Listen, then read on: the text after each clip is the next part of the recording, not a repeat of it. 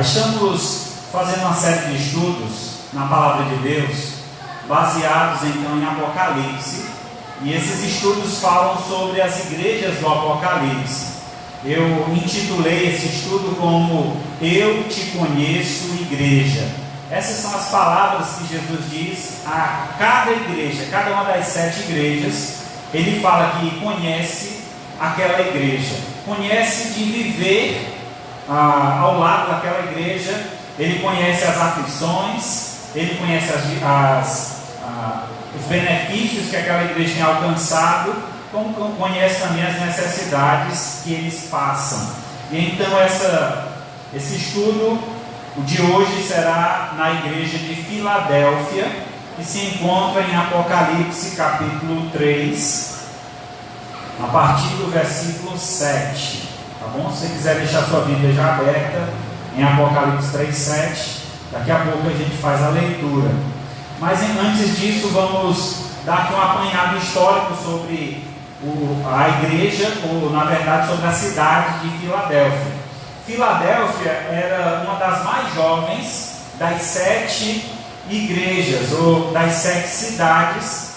Ela foi fundada por colonos provenientes de Pérgamo, sob o reinado de Átalo II, no ano de 159 a 138 a.C.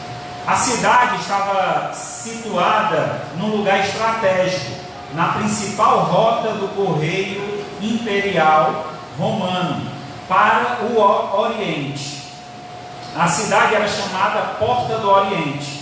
Também era chamada de Pequena Atenas, por ter muitos templos dedicados aos deuses. A cidade estava cercada por muitas oportunidades. Então, o histórico da cidade é muito importante a gente destacar, porque a carta ela sempre vai ter alguma ligação com o histórico daquela cidade.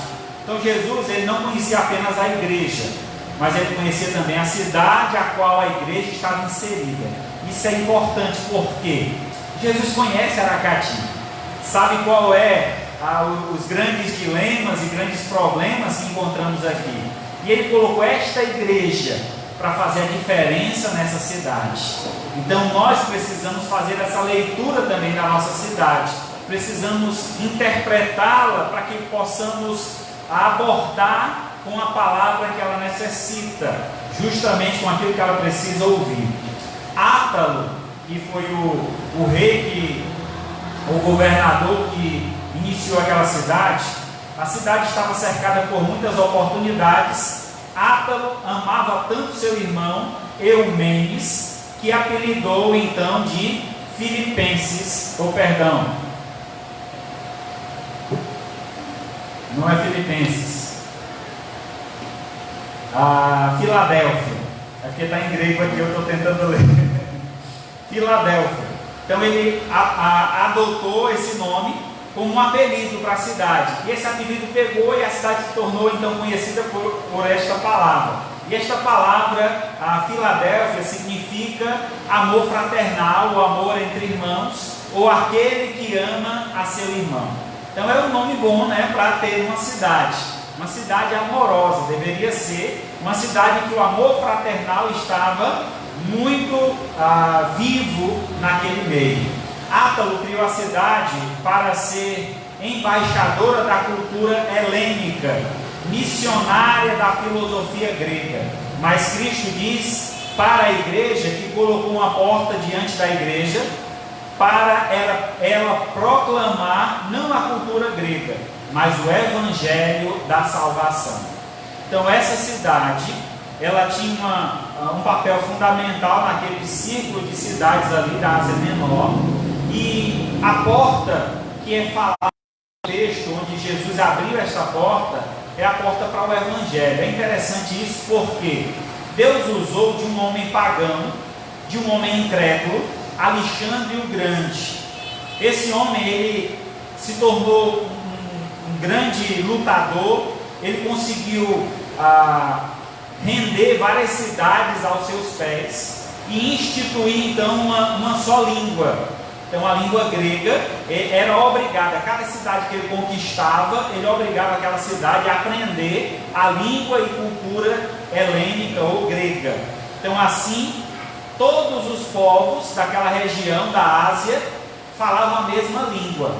Isso era algo que Deus estava preparando. É muito interessante como Deus usa até de um incrédulo para beneficiar o seu reino.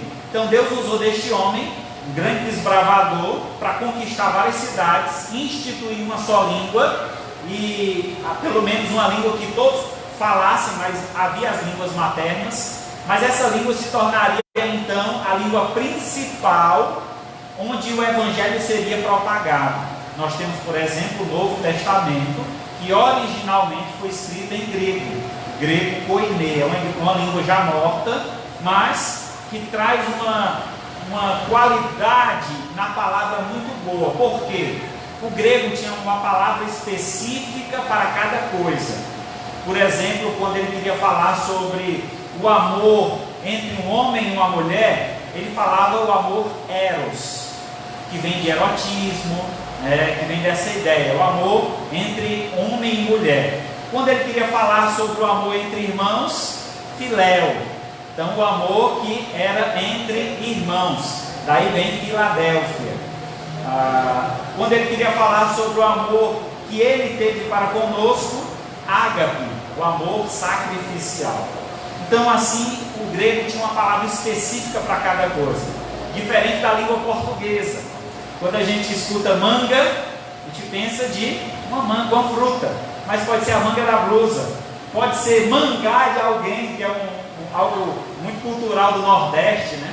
Então a palavra ela tem outros significados dependendo do contexto, mas o grego não. Quando ele falava uma palavra, quem ouvia aquela palavra sabia muito bem o que ele queria dizer. Então não tinha dúvidas sobre a mensagem. Então Jesus usou disso para a glória do reino de Deus.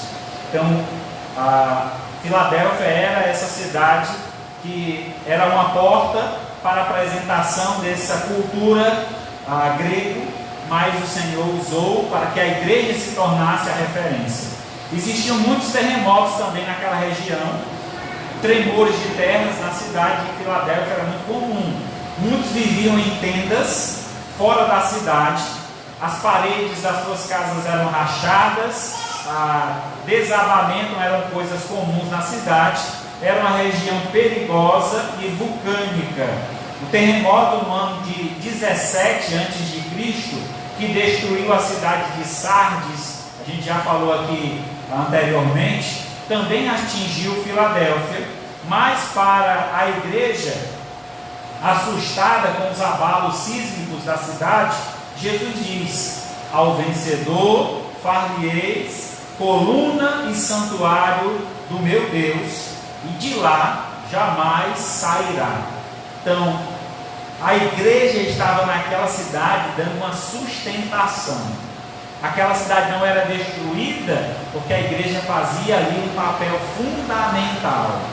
Imagine, irmãos, o grande valor da igreja do Senhor Jesus, o grande valor que nós temos como igreja em estar inserida em uma cidade.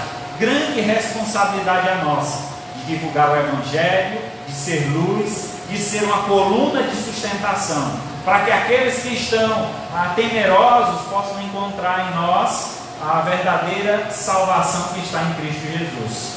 Por volta do ano 90 depois de Cristo, com a ajuda imperial, Filadélfia tinha sido completamente reconstruída.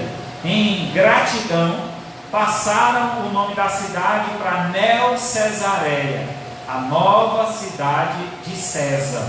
Mais tarde, no tempo de Vespasiano, a cidade voltou a trocar de nome e chamou então de Flávia, pois Flávio era o apelido do imperador. Jesus então aproveita o gancho cultural para falar da igreja que os vencedores teriam um novo nome. Gravarei sobre ele o nome do meu Deus, o nome da cidade do meu Deus, a nova Jerusalém que desce do céu, vinda da parte de Deus, e o meu novo nome. diz o Senhor no versículo 12. A igreja então terá o nome de Deus nela gravado, não o nome de César. Então, aquela cidade era conhecida pela mudança de nomes que tomou na história, e Jesus disse: olha, a vocês, a igreja, eu darei um nome que não vai mudar. O nome do meu Deus estará gravado em vocês. A mensagem de Jesus à igreja, ela é contextualizada. Jesus conhecia a igreja e a cidade. Ele fazia uma leitura das escrituras e também do povo. Sua mensagem era absolutamente pertinente e contextualizada. Ele falava uma linguagem que o povo podia entender, e ele criava pontes de comunicação. Então, quando Jesus escreve a estas igrejas, a intenção de Jesus é fazer essas pontes de ligações, o que aquelas cidades viviam e como a igreja deveria fazer parte, mas não tomando parte daquela cidade. A igreja está inserida naquela cidade, mas a cidade não deveria estar inserida dentro da igreja. Quer dizer, a igreja está no mundo, mas o mundo não deve fazer parte da igreja. Então a igreja vive de uma forma diferente, influenciando nesse mundo para a glória de Deus. Vejamos então como Filadélfia é vista por Jesus e o que aprendemos com ela. Vamos então fazer a leitura do texto.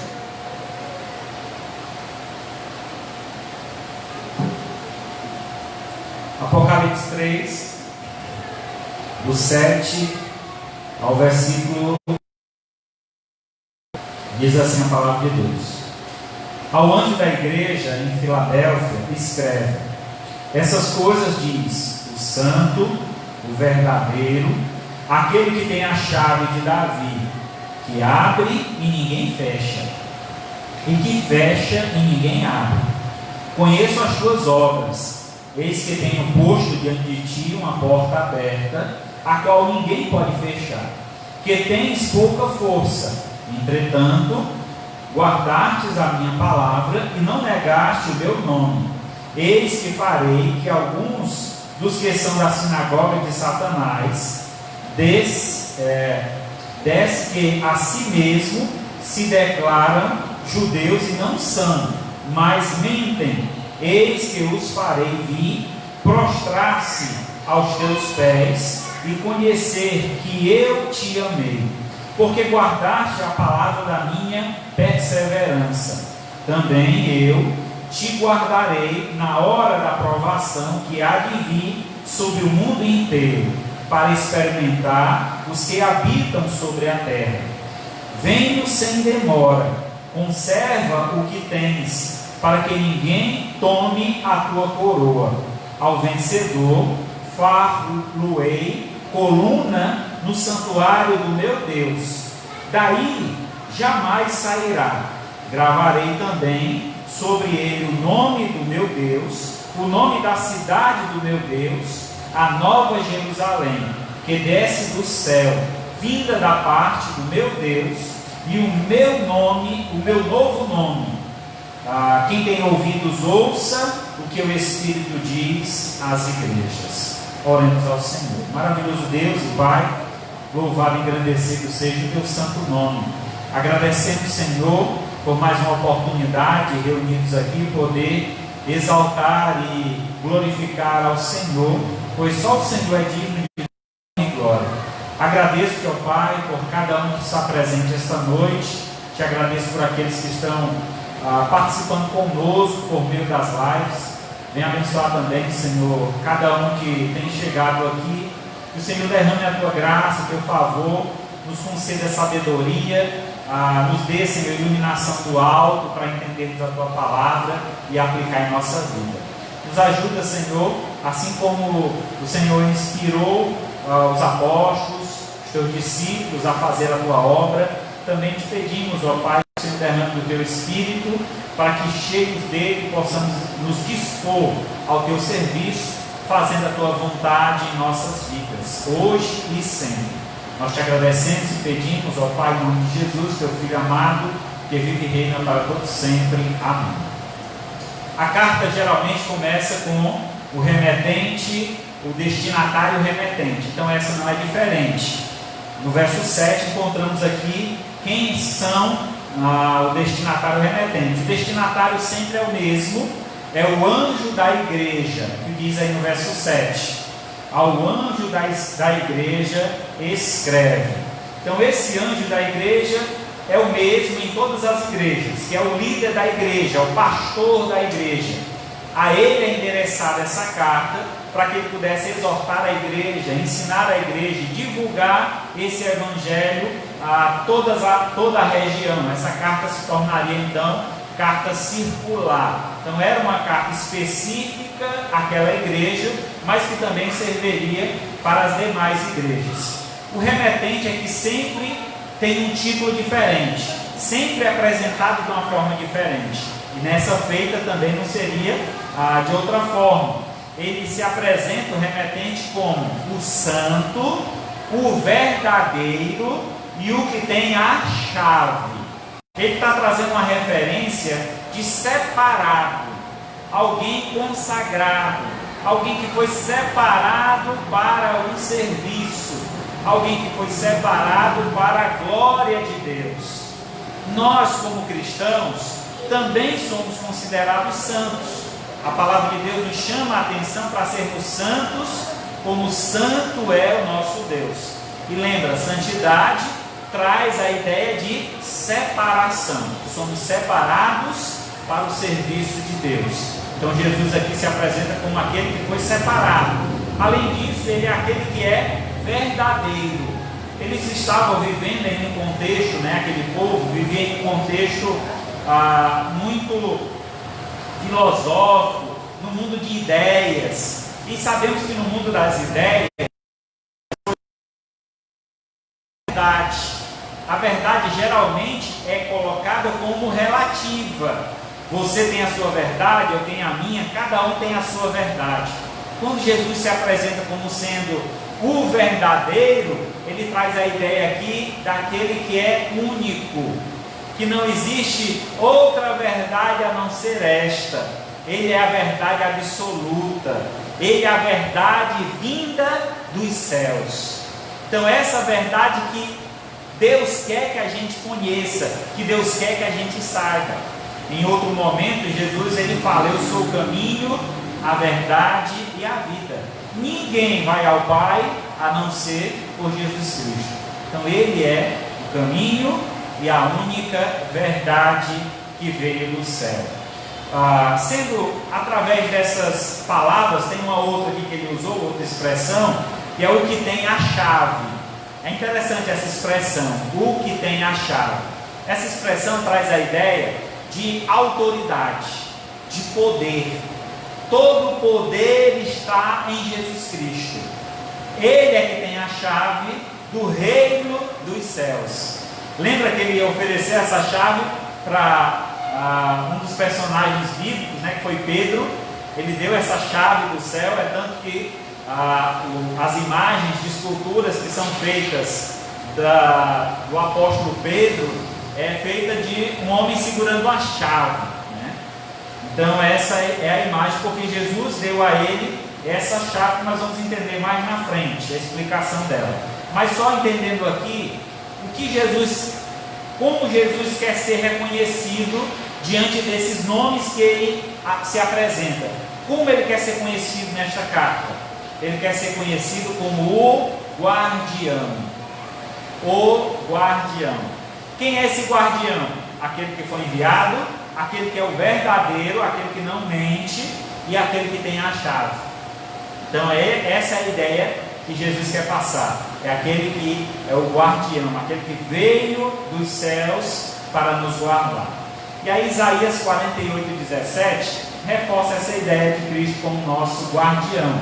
Assim diz o Senhor, o teu Redentor, o Santo de Israel: eu sou o Senhor teu Deus, que te ensina te ensina o que é útil e te guia pelo caminho em que deves andar. Então o guardião, ele não apenas guardava um lugar, ele guardava também as pessoas. E uma forma de guardar, de preservar uma vida, era ele guiar esta vida, ele dar direção a essa vida. Então Jesus se importa tanto conosco, ele quer nos guardar tão próximo de si, que ele nos dirige os passos, ele nos diz o caminho em que devemos andar. Por isso que vale a pena ser guardado por Jesus, vale a pena ser guiado pelo Senhor. Então o Senhor tem esse poder sobre nós. Mas vejamos então a mensagem que essa carta traz. Depois de Jesus apresentar o destinatário remetente, ele agora transcreve uma mensagem. A mensagem primeira nesta carta é a mensagem de reconhecimento, que vai do verso 8 ao verso 10, que diz o seguinte, vamos ler novamente: conheço as tuas obras. Essa frase está em todas as cartas das igrejas. Então, conheço as tuas obras. Jesus conhece a igreja. Eis que tenho posto diante de ti uma porta aberta, a qual ninguém pode fechar. Que tens pouca força, entretanto guardastes a minha palavra, e não negaste o meu nome. Eis, farei que alguns dos que são da sinagoga de Satanás, desses que a si mesmos se declaram judeus e não são, mas mentem, eis que eu os farei vir prostrar-se aos teus pés, e conhecer que eu te amei, porque guardaste a palavra da minha perseverança. Também eu te guardarei da hora da provação que há de vir sobre o mundo inteiro, para experimentar os que habitam sobre a terra. A primeira mensagem, então, é uma mensagem de reconhecimento. Jesus reconhecendo quem é aquela igreja, onde ela estava inserida, qual o papel dela naquela sociedade. Filadélfia, então, era reconhecida como uma cidade modelo. Cidade modelo por quê? Era através dela que a cultura greco-romana iria se espalhar pelo mundo antigo. Então ela era como uma rota do império. Então os exércitos passavam ali, os vendedores sempre passavam ali. Então eles tinham essa função delegada então pelo governo de se tornar uma referência, um modelo para quem passasse, levar aquela cultura para as demais cidades. Sendo assim, uma forte propagadora das filosofias e cultos pagãos. Nesse caso, a igreja ela é elogiada por Jesus. Então, a priori, a igreja ela é elogiada. Elogiada por quê? Ela recebera do Senhor o privilégio de propagar o reino de Deus através da sua fidelidade e testemunho, assim como fez o apóstolo Pedro. Então lembra lá na chave, é agora. Mateus 16, versículo 16, 18 e 19. Abra a sua Bíblia. Mateus 16, versículo 16, versículo 18 e 19.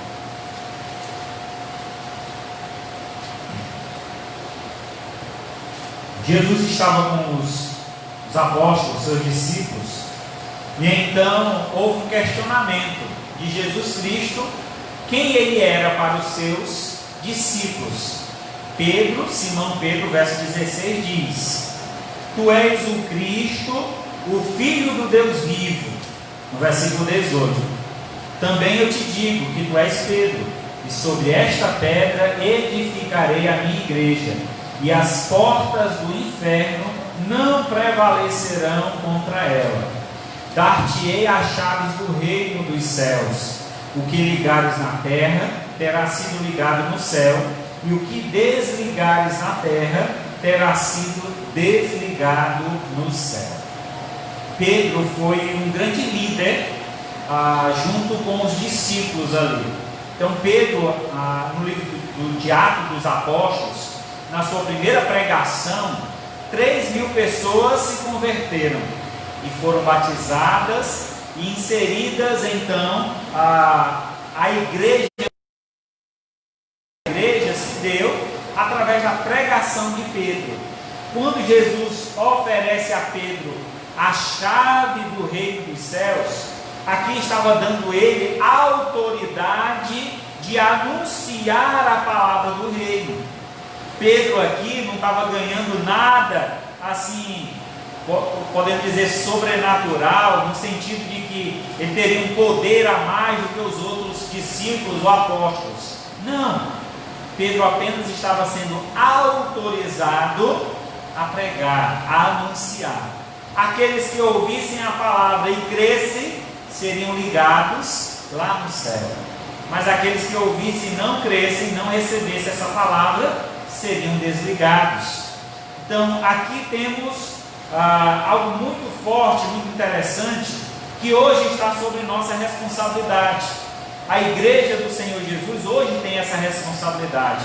Essa autoridade que foi dada a Pedro, foi dada a nós hoje. Nós temos esse poder de anunciar o Evangelho, de ligar as pessoas a Deus, como também de desligá-las. Como desligar, pastor? O grande perigo que a igreja corre é caminhar pelas filosofias, pelas doutrinas humanas. Esse é um grande perigo. Muitas foram as denominações e igrejas que começaram de forma boa, através da palavra de Deus, e de uma hora para outra surgiram novidades, surgiram filosofias, pensamentos, doutrinas contrárias à Escritura. É a ideia de querer melhorar a Bíblia. Vamos melhorar a Bíblia está ficando ultrapassada, a Bíblia está quadrada, a gente precisa tirar as arestas, vamos facilitar para que as pessoas entendam melhor. Muito cuidado com isso, porque isso pode levar as pessoas ao afastamento de Deus. É fazer as pessoas serem desligadas de Deus. As pessoas deixam de adorar a Deus para adorar os líderes religiosos, deixam de adorar a Deus para adorar práticas religiosas. Então tenham muito cuidado com isso, porque esse poder que nós temos de fazer as pessoas se ligarem a Deus pode ser usado para desligá-las de Deus, com falsas doutrinas, com falsos ensinos, com falsas práticas. Então temos em nossas mãos um grande poder, juntamente com ele uma grande responsabilidade. Tenhamos cuidado com o que propagamos, tenhamos cuidado com o que nós temos sido, ou como nós somos lá fora, porque as pessoas muitas vezes elas nos seguem por ver o nosso testemunho, ver o nosso exemplo. Aí, dependendo do exemplo que você está dando, você pode ligar alguém a Deus ou desligá-la completamente. Não é verdade? Então tenhamos esse cuidado. O texto então faz algumas colocações que eu queria destacar aqui. Primeiro, a ideia de que Cristo, como Filho de Deus, essa é a mensagem da salvação. Devemos pregar Jesus, falar sobre Jesus, mostrar que Jesus, sendo Filho de Deus, veio a este mundo assumindo a forma humana, morrendo em nosso lugar, para nos dar uma vida lá no seu reino, no reino eterno, no reino celestial. Pedro entendeu essa mensagem. Dentro dessa mensagem, Jesus então aponta para Pedro e diz: olha, Pedro, sobre esta palavra edificarei a minha igreja. Tu és Pedro, sobre edificarei a minha igreja. O nome Pedro significa pedra pequena. Jesus faz um jogo de palavras no grego. Ele usa duas palavras diferentes para pedra. Ele diz: tu és Pedro, tu és pedra pequena, mas sobre esta rocha, é a outra palavra que ele usa, referindo-se a ele, eu edificarei a minha igreja. Jesus é a rocha. Aquele que está edificado em Cristo, esse permanece firme, não se abala. Eu lembro no início da minha fé, quando eu trabalhei com as crianças, havia uma musiquinha que a gente cantava para as crianças que dizia assim: não construa sua casa na areia, não construa na beira do mar. Eu sei que parece chique, mas pode vir uma tempestade e vai a derrubar. Então a musiquinha fala que a gente deve construir a nossa casa sobre a rocha. onde as tempestades vêm, onde os ventos sopram, mas ela permanece firme. Então a nossa fé, a nossa dedicação a Deus deve ter como base a pessoa de Cristo. Lembra disso? Eu vou à igreja por Cristo. Eu sirvo ao Senhor nessa igreja por Cristo. Não é por homem, não é por denominação, mas eu estou aqui para servir a Cristo. Ele é o meu Senhor, Ele é a minha rocha, é nele que eu estou firmado, e nada poderá me abalar. Aquela cidade, irmãos, era uma cidade constantemente, certamente era muito difícil ser cristão naquela cidade. Havia grandes perseguições. O próprio Cristo disse que viria uma perseguição muito grande sobre eles, e eles precisavam estar firmados em Cristo, porque firmes em Cristo podem vir perseguições que vierem, e nada irá nos afastar dos caminhos de Deus. Assim nós devemos estar firmados no Senhor. A igreja ela era pequena em tamanho, em força, mas grande em poder e fidelidade. Deus, na verdade, escolhe as coisas fracas para envergonhar as fortes. O movimento batista regular, lamentavelmente, tem muito disso, das igrejas se menosprezarem, dizerem: nós somos pequenos, nós somos um pequeno grupo, nós não temos condições, nós não podemos. Irmãos, tire isso da sua cabeça. Nós podemos ser pequenos em número, mas somos grandes em valor, porque Cristo habita em nós, porque a palavra de Deus aqui é pregada de forma clara, objetiva, de forma prática. Por isso, entendendo esta palavra, eu vivo esta palavra. Por isso eu não sou fraco, eu sou forte. Mas é interessante, mesmo com esta ideia de fraqueza, devemos lembrar do apóstolo Paulo, quando diz: quando eu sou fraco, aí é que eu sou forte.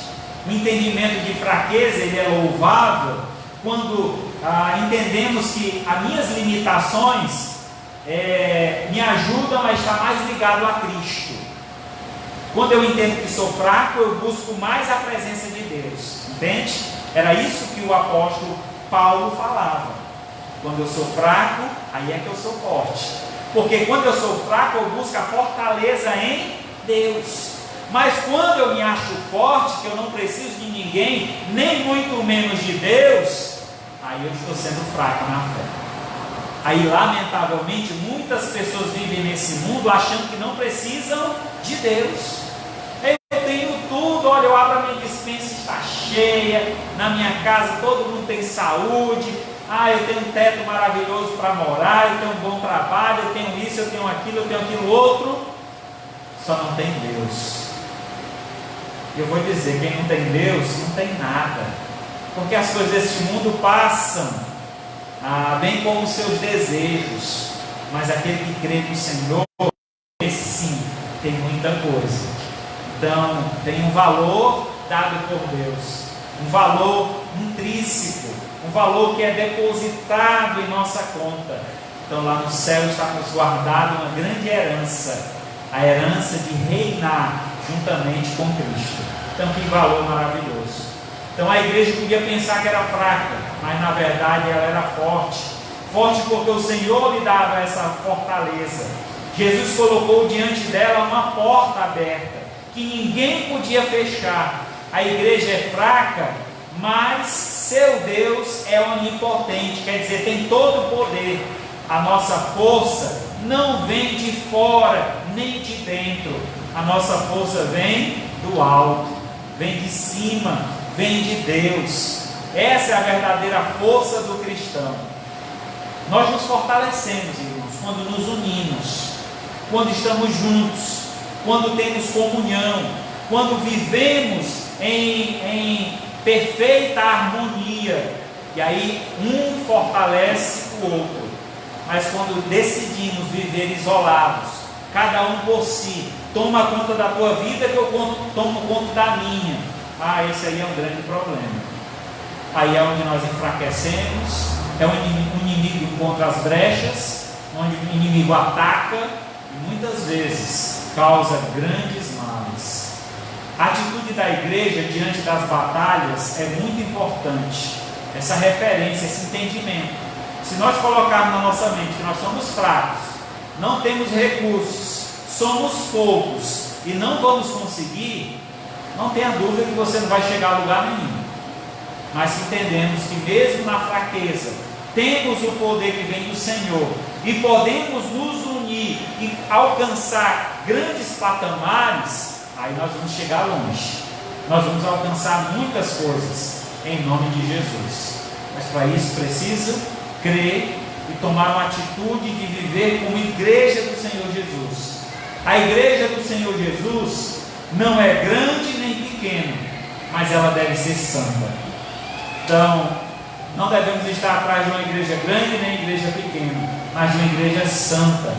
1 Pedro 2,9: Vós, porém, sois raça eleita, sacerdócio real, nação santa, povo de propriedade exclusiva de Deus, a fim de proclamar as virtudes daquele que vos chamou das trevas para a sua maravilhosa luz. Essa é a santidade que Deus espera encontrar na sua igreja. Quando Deus olhava para aquela igreja de Filadélfia, Ele via essa santidade naquela igreja, Ele via a fidelidade daquela igreja, mesmo sendo uma igreja pequena, em meio a uma cidade conturbada, cheia de uma cultura tosca, uma cultura que levava os homens para longe de Deus. Ainda assim, Deus abre uma porta para aquela igreja e diz: vai, vocês conseguem, eu estou com vocês, não tenham medo, aproveitem a oportunidade. Então essa é a mensagem, irmãos, a primordial nessa carta, é aproveitar as oportunidades. Aquela igreja deveria aproveitar aquelas oportunidades, onde a porta foi aberta pelo Senhor para a propagação do Evangelho. A igreja do Senhor Jesus também não recua diante do inimigo, mas persevera e prevalece. Tiago 1,25: Mas aquele que considera atentamente a lei perfeita, a lei da liberdade, nela persevera, não sendo ouvinte negligente, mas operoso praticante, esse será bem-aventurado no que realizar. Aqui no texto diz que naquela cidade havia uma sinagoga de Satanás. O que é essa sinagoga? Eram judeus, ou pelo menos homens que se diziam judeus, que na verdade não eram, o texto que diz aqui. Então aqueles homens estavam afastando o povo de ter uma comunhão com Deus, desligando o povo de Deus, enquanto a igreja de Filadélfia estava sendo convocada a trazer o povo de volta, a ligar o povo a Deus. Então esse era o papel da igreja, e eles não deveriam temer esses inimigos, porque Jesus estava com eles. Ele diz aqui no verso 9, que essa sinagoga de Satanás, além disso ele diz que faria com que estes homens se prostrassem aos pés da igreja, e conhecer que Deus amava esta igreja. Então a perseguição religiosa que estava sobressaindo, recaindo sobre aquela igreja, Jesus estava dizendo: olha, não se preocupe, eu estou com vocês, eu vou fazer estes religiosos se ajoelharem diante de vocês, vocês terão vitória sobre eles. Isso é maravilhoso, as promessas do Senhor para nós, irmãos. Por isso não devemos temer, devemos desbravar, devemos ter verdadeiro orgulho de afirmar que somos crentes, somos cristãos, somos discípulos de Jesus. Não se envergonhe disso. Confesse o nome de Jesus diante dos homens, e Ele te confessará o teu nome diante de Deus. A segunda mensagem é a mensagem de recomendação. Então são apenas duas mensagens que encontramos nessa carta. Primeiro, a mensagem de reconhecimento. Ele reconhece quem é aquela igreja, onde ela está inserida, os problemas que ela enfrenta e a solução. Agora ele vai fazer a recomendação, a solução para aquela igreja. O que aquela igreja precisava fazer para vencer o inimigo. Vai do verso 11 ao 13. Jesus então faz algumas recomendações importantes para a sua igreja, as quais devem ser observadas e praticadas ainda hoje. Vejamos quais são essas recomendações. Ele diz primeiramente, verso 11: venho sem demora, conserva o que tens, para que ninguém tome a tua coroa. Então a primeira observação, a primeira recomendação que Jesus faz é que ele virá. E ele virá para quê? Para levar a sua igreja. Jesus virá para nos buscar. Jesus tem uma promessa. Ele disse que iria preparar um lugar, depois voltaria, para que onde ele está hoje, nós estejamos também. Então nós iremos habitar com ele no reino celestial. Lembra que ele fala aqui nessa carta sobre a cidade santa, a nova Jerusalém? Esse vai ser o lugar onde nós vamos habitar, essa cidade maravilhosa. Ela vai descer dos céus, ela vai ficar aqui nessa terra, e nós reinaremos com Cristo 1000 anos sobre esta terra. Então a nova Jerusalém é o lugar da nossa habitação. Nós habitaremos juntamente com Cristo naquela cidade, uma cidade santa, uma cidade perfeita. O livro de Apocalipse, capítulo 20, 21, vai focar nessa cidade, você pode ver. Mas aqui, voltamos aqui à ideia da vinda do Senhor, como também de conservar o que tem. O que é que nós temos que devemos conservar? Cristo virá em breve, não precisamos de nada novo, precisamos guardar o que temos. E o que é isso? Precisamos proclamar o que já possuímos. Guardar o que tem, irmãos, é guardar a fé, guardar o Evangelho. Tem duas formas de guardar algo. Você pode guardar algo dentro de um cofre. Você abre lá o cofre, coloca, tranca, bota a senha, e se você quiser até esquece da senha, né? Nunca mais ninguém abre aquele cofre. Então tem a forma de guardar dessa forma. Mas há uma forma de guardar quando você propaga, fala para as outras pessoas. Você tem uma informação muito importante, você quer guardar essa informação, então você espalha. Quanto mais pessoas souberem dessa informação, mais ela estará guardada, ela não vai se perder, porque muitas pessoas sabem. Assim é a palavra de Deus. Deus nos deu para guardar, mas não é guardar dentro de um cofre, é guardar espalhando, anunciando. Então nós guardamos no coração das pessoas, falando dessa palavra para cada um. Assim ela vai estar guardada em nosso coração e também no coração das demais pessoas. Esta é a forma que nós temos. Então Jesus está dizendo: eu venho, não vai demorar a minha vinda, mas eu peço para vocês que conservem o que vocês têm, que é a palavra de Deus, a fé, a perseverança. Sejam fiéis, não desistam, não virem as costas para Deus. Eu já ouvi muita gente questionando e dizendo o seguinte: mas pastor, desde que eu era menino, meu avô já falava que Jesus vai voltar e até hoje não voltou. Talvez porque ele ainda tem misericórdia de ti, que não se converteu ainda. Porque no dia que você se converter, você confiar em Deus, você colocar a sua vida à disposição de Deus, aí vai estar mais próximo de vir. Porque ele virá quando o Evangelho tiver sido espalhado em todo o mundo. Eu não lembro agora a quantidade de línguas que nós temos no mundo. Eu acredito que sejam mais de 1000 línguas. Se alguém souber e puder me informar aí, mas eu não lembro. Mas eu ouvi uma informação esses dias que eu fiquei muito feliz. A Bíblia, ela já foi traduzida para 700 línguas. É uma grande vitória, irmãos. Uma grande vitória, que a palavra de Deus já pode ser lida em 700 línguas diferentes. Nós temos, eu acredito que mais de 1000. Eu não sei bem detalhar. Se alguém puder pesquisar e me dar essa informação ainda hoje, eu te agradeço. Mas vamos lá. O que é que a gente entende aqui? Que a preservação, Deus está cuidando, espalhando essa mensagem através de nós. Então os tradutores estão trabalhando para que essa mensagem alcance o maior número de pessoas possível. Para quê? Para que então a vinda do Senhor aconteça. quando todos tiverem ouvido o Evangelho da salvação. Então o Senhor virá. Quando é isso? Eu não sei. O próprio Jesus Cristo disse que também não sabia. Isso foi destinado somente ao Pai. Nem os anjos do céu, nem o Senhor. Então é o tempo de Deus. E esse tempo se aproxima cada dia mais.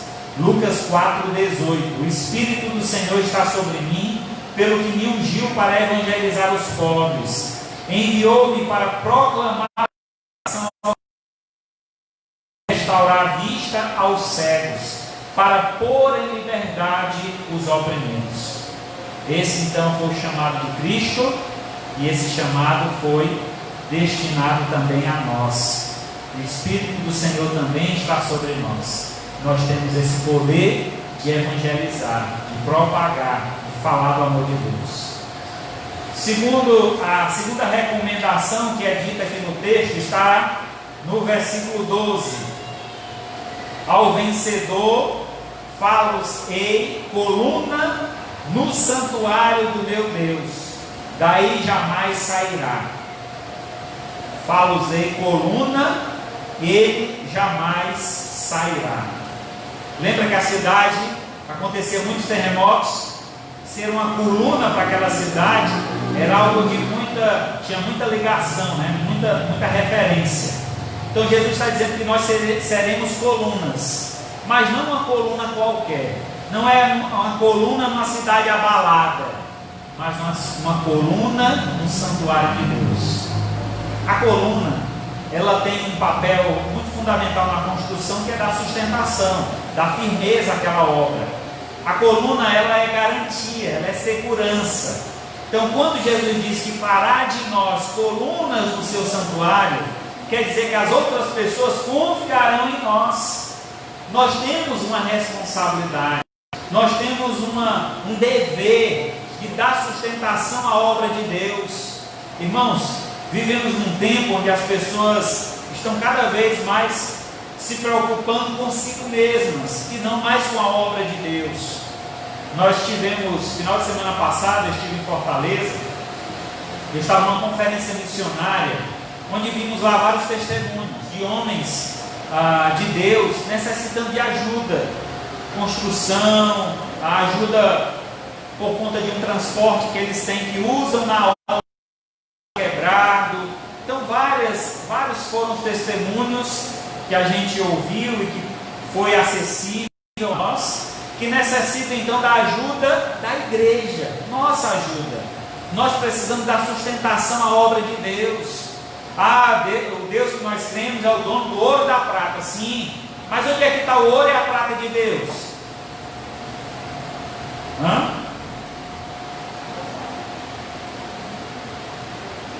É lá no céu, o ouro e a prata de Deus está?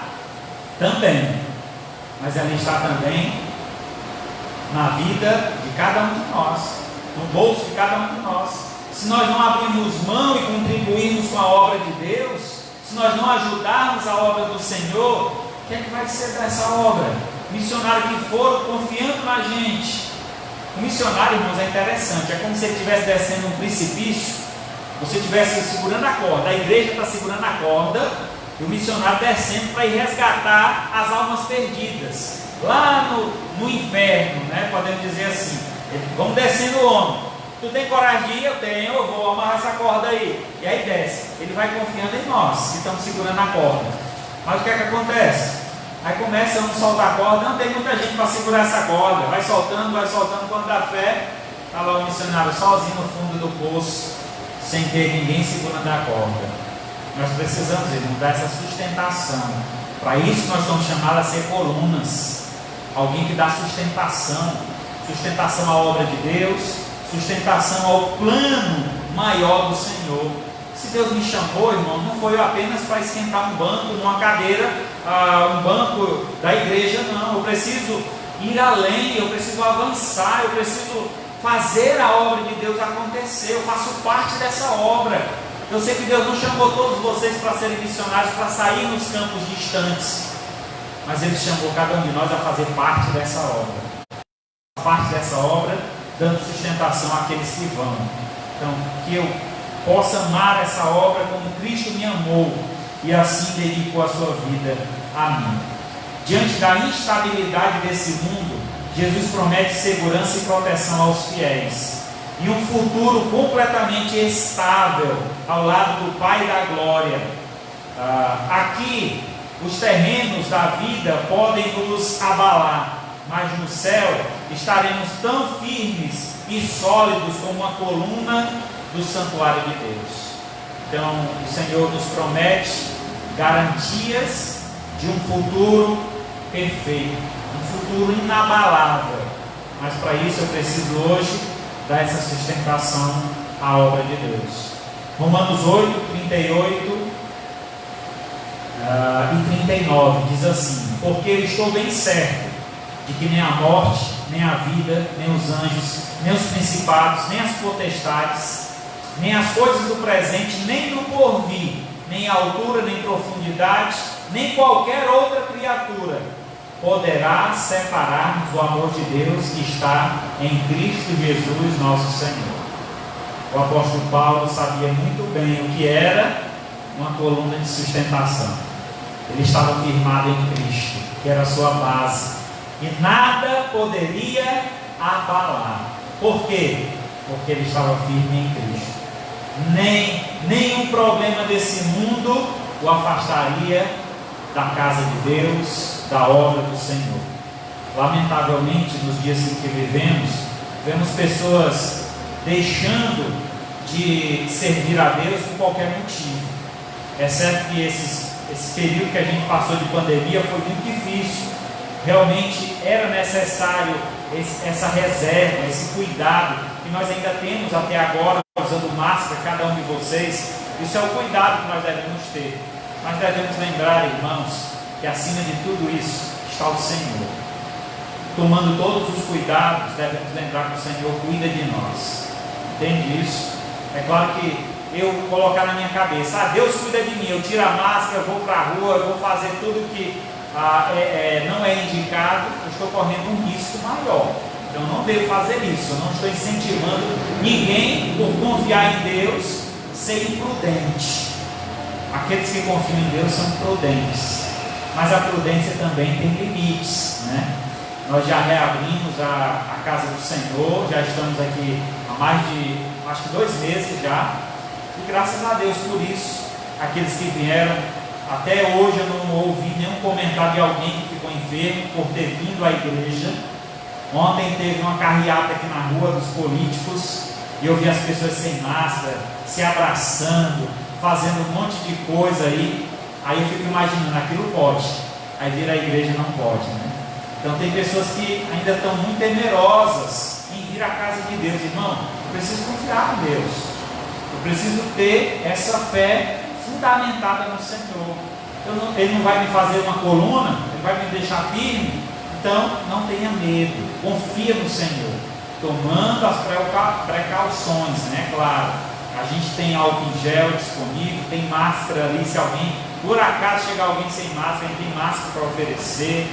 Então estamos tomando os cuidados, mas precisamos também confiar mais em Deus, para que então essa palavra se torne verdade em nossa vida. E por último, temos aqui mais uma recomendação do Senhor, que é no verso 12 e 13, diz assim, verso 12, finalzinho do verso, ele diz assim: gravarei também sobre ele o nome do meu Deus, o nome da cidade do meu Deus, a nova Jerusalém, que desce do céu, vinda da parte do meu Deus, e o meu novo nome. Quem tem ouvidos, ouça o que o Espírito diz às igrejas. Então a terceira recomendação que ele faz é que ele gravará um nome em nós. Estamos vivendo aí um período que todo mundo quer fazer tatuagem, né? É um povo aí tudo fazendo tatuagem. Irmão, espera aí, ele vai fazer, a dele é mais perfeita, tá bom? A sua você faz aí com 20 anos, quando chega lá aos 60, você escreveu Jesus na Genésio, né? A coisa se distorce com o tempo, né? Então precisamos confiar no Senhor. E a promessa aqui de um nome é de um registro. A promessa da gravação do nome de Deus em nós é a ideia de Ele estar nos registrando. Nós fazemos parte da sua família. Não tem quem nos tire daquela família. O registro é algo que nos liga a Deus. Ele está dizendo aqui que o seu nome está registrado em nós. O nosso nome já foi registrado lá no céu. Quando entregamos a nossa vida a Jesus, a Bíblia diz que o nosso nome é escrito no livro da vida. Então nosso nome já está lá no registro de Deus. Mas Deus está dizendo, no dia que eu for buscar vocês, eu vou registrar o meu nome em vocês. Eu vou gravar o meu nome em vocês. Isso é maravilhoso, irmãos. É como um carimbo, né? Isso vem muito da ideia aqui do período dos escravos, quando as pessoas eram compradas e aí era queimado, né, para marcar esse escravo daquela família. Então, principalmente os escravos fujões, né, eram marcados para dizer que aquele escravo fazia parte daquela fazenda, daquela pessoa. Só que para Deus, Ele não nos escraviza, Ele nos deu uma carta de liberdade. E essa carta de liberdade está escrito então que foi pago o preço pelos nossos pecados com o sangue de Jesus. Jesus pagou o preço por nós e nos libertou. Reconhecendo então essa liberdade, agora eu reconhecendo o amor desse Senhor, eu digo para Ele: o que eu farei longe de Ti? O que serei eu longe do Senhor? Eu quero ser um servo Teu. Então eu entrego a minha vida ao Senhor, ao Teu serviço. Eu deixo de ser escravo e escolho servir a Deus. E essa é a melhor escolha que você pode tomar nessa vida. Escolha servir a Deus. Deixe de ser escravo do pecado. Escolha servir ao Senhor, porque Ele tem garantias eternas para a tua vida. Nesta vida, um bom nome é muito almejado. Tem pessoas, eu lembro assim, na minha adolescência, quando eu viajava para o interior, as pessoas tinham muito costume de dizer assim: tu é de que família? Qual é a tua família? Vocês lembram que tinha muito isso antigamente? As pessoas se importavam muito com as famílias, os nomes, né? Eu sou da família tal, a família tal eu conheço, lá da cidade tal. Então sempre tinha essas ligações, né? Então um bom nome sempre é muito almejado. Poucos merecem um verdadeiro reinado. Então os bons nomes, às vezes, aqueles que vêm seguido, carregando esse nome, não prestigiam, não valorizam esse nome. Então não merece o reinado. O nome que Jesus promete, esse sim, é de grande valor, pois por meio dele teremos não somente poder, mas o direito de um reino eterno, onde pertenceremos para sempre ao Senhor. Viveremos com Ele em glória. Então a promessa de Deus, que esse novo nome nos dará a garantia de um reino, onde nós iremos habitar com Ele. Salmo 148, 13 diz assim: Salmo 148, 13: louvem o nome do Senhor, porque o seu nome é excelso, a sua majestade está acima da terra e do céu. Esse é o nome que devemos valorizar. Se alguém perguntar de que família você é, você diz: eu sou da família de Deus. Não tem família melhor do que essa, né? Eu sou da família de Deus. Concluindo então, o Senhor continua à porta. Lembra que Ele disse que abriu uma porta? Ele continua à porta. Quando Ele abre a porta, nós devemos trabalhar. Quando Ele fecha a porta, nós devemos esperar. Acima de tudo, devemos ser fiéis a Ele para vermos as oportunidades e não os obstáculos. Em João 10:9, Jesus se apresenta como sendo a porta. Ele diz: eu sou a porta. Se alguém entrar por mim, será salvo. Entrará, sairá e achará pastagem.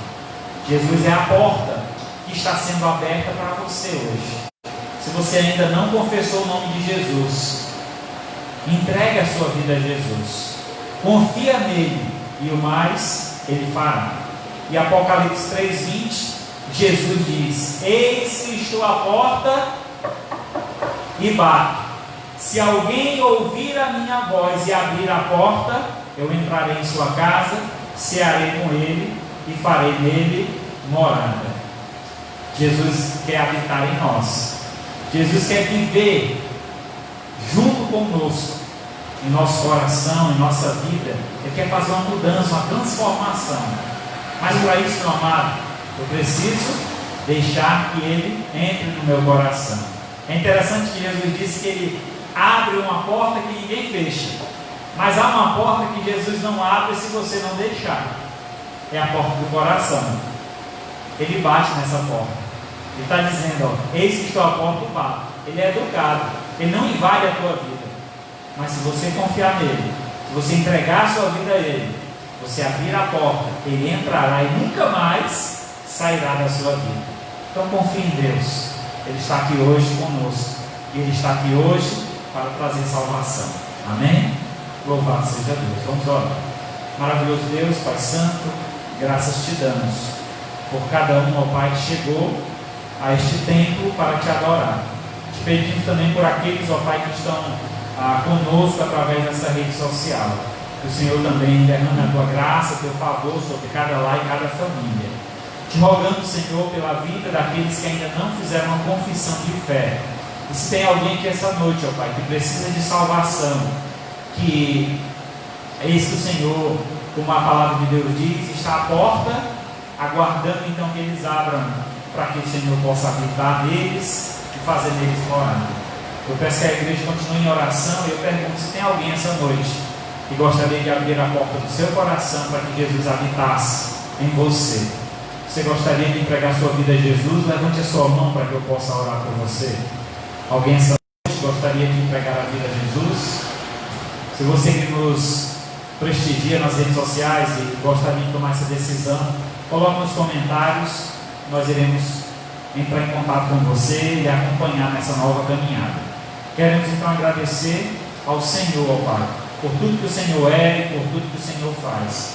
Agradecemos, Senhor, pela tua palavra, agradecemos, Senhor, pelo ensinamento de hoje, que possamos sair daqui com um grande compromisso de fazer a tua obra, de levar adiante, de não fraquejar, de não abandonar a fé, de não deixar, ó Pai, que as pessoas nos diminuam, nos colocando em uma posição que achamos não poder fazer nada diante dessa situação, mas sabemos que o Senhor é quem nos dá todo o poder, e essa autoridade já nos foi dada, assim como também a chave do reino dos céus.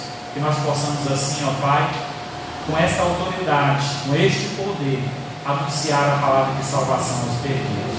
Te agradecemos, ó Pai, pelo teu amor, pelo teu favor e cuidado em nossas vidas, em nome do teu Filho amado Jesus, que vive e reina para todos sempre. Amém.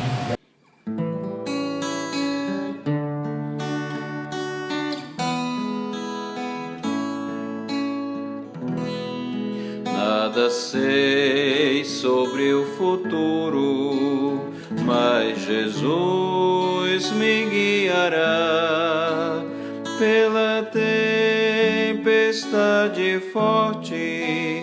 Vejo a luz dos altos céus, nada temo do futuro, pois Jesus comigo está. Hoje sigo decidido, pois eu sou um filho seu. Muitas coisas não compreendo, o amanhã traz provação, mas um doce amigo tenho que segura minha mão. Nada sei sobre o futuro, mas Jesus me guardará. Se das aves ele cuida, de mim sei que cuidará. E andando no caminho, seu poder me cercará e o ataque do inimigo nunca me atingirá. Muitas coisas não compreendo, o amanhã traz provação, mas um doce amigo tenho que segura minha mão. Nada sei sobre o futuro, mas Jesus me suprirá cada coisa que preciso, nada pois me faltará. Amanhã, se Deus chamar-me, pronto estou para atender a chamada do meu Mestre e com Ele lá viver. Muitas coisas não compreendo, o amanhã traz provação, mas um doce amigo tenho que segura